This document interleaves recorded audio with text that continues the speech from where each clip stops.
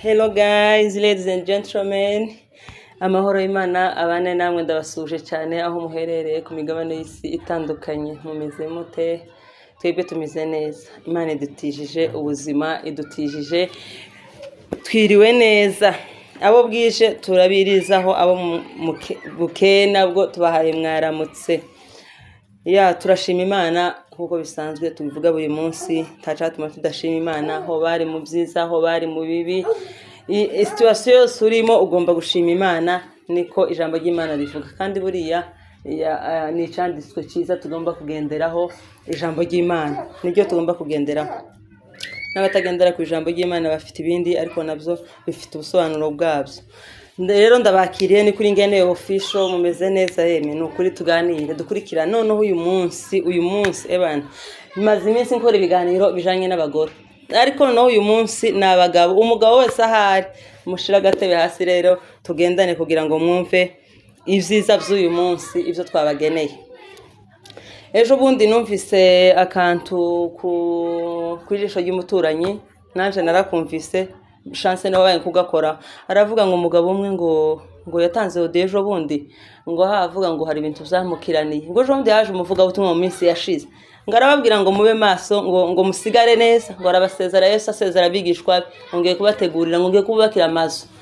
Nuko ngo barategerezaga ngo Yesu yagiye kubakira amazu, ngo azogaruka ngo abatware.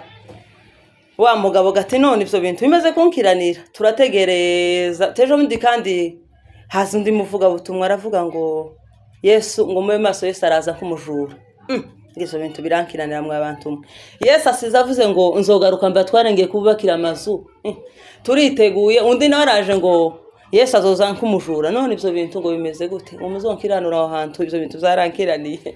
None bene data naje ni kuko kuntu rero bigiye kumera, ariko abagifite confusion aho ngaho, Yesu ntabwo azoza kumujura gusa, habe n'ubunyine uko yaratubwiye ngo tube maso, twitegure isaha n'isaha yogaruka. Bitabujije ko yamazu yagiye kuyatwubakira, yewe bitewe n'imirimo wakoze. Inzu yawe uko imeze niwe uyizi nyene, ako karagaciyeho. Rero nanje mfite akantu kankiraniye muri iyi minsi, maze iminsi mbona ariko ngakabona ku bagabo. Abagore bo maze muceceke namwe arukwanyi mbabwira nyuma. Nuko umugabo abagore b'ubu ngubu mu kizunguga twebwe turimo gukunda kuba smart, kandi burana bibiri iravuga ngo umugore agomba kuba smart, ndetse n'imisatsi ye agomba kuyirimbisha kugira ngo umugore abe smart, kandi ntago tubyanze. Umugore akirukanka nyine kugira ngo amere neza, abe smart, ace noneho akagura amavuta. Hari amavuta agakesha, hari n'andi nyine mavuta yo kurekera ukumeze, andi nyine ugasa neza, ndetse nimba wari n'igikara ukaba n'inzobe. Umugore akagenda akagura ya mavuta kugira ngo ijambo ry'Imana rivuga ati twabyanze si bibi, ni byiza. Akagenda akagura ya mavuta kugira ngo ase neza. Tumumva ko twatuvuga ngo ase neza. Noneho ya mavuta umugore agatoba icupa akarishira hariya. Umugabo nawe ntaziga ya mavuta ko umugore yaguriye impamvu iwaze ngo na mavuta y'abantu bose. Umugabo akaza kurura rya cupa akisiga. Umunsi wa mbere akisiga, umunsi wa kabiri yabajije umugore sewe ya mavuta ni gute? Twebwe noneho twatubona gusa abagabo ko baragenda batukura hano. Si rimwe si kabiri, akenshi nagiye mbibona. Rimwe hari undi umugabo nawe rimwe ngo yagiye gutarama ahantu twari dutuye Kayore mu myaka yashize, yari umuturanyi ho hafi. Nawe nyine hari umukobwa bari babana aho ngaho yarakowe, none wagura ameme n'aya mavuta nyine y'abageni meza. Wa mugabo gabaturanye gaho akayisiga. Ngo aje mu kabiri umugabo umwe ngo aramukuru ati wawe ko ndabona warahindutse ibyo byose wisize amavuta y'abagore. Wa mugabo araza akaza dusetsa, tubwo ntahwereye ibintu nahuye navyo. Akaza tubwira uko vyamugendeye.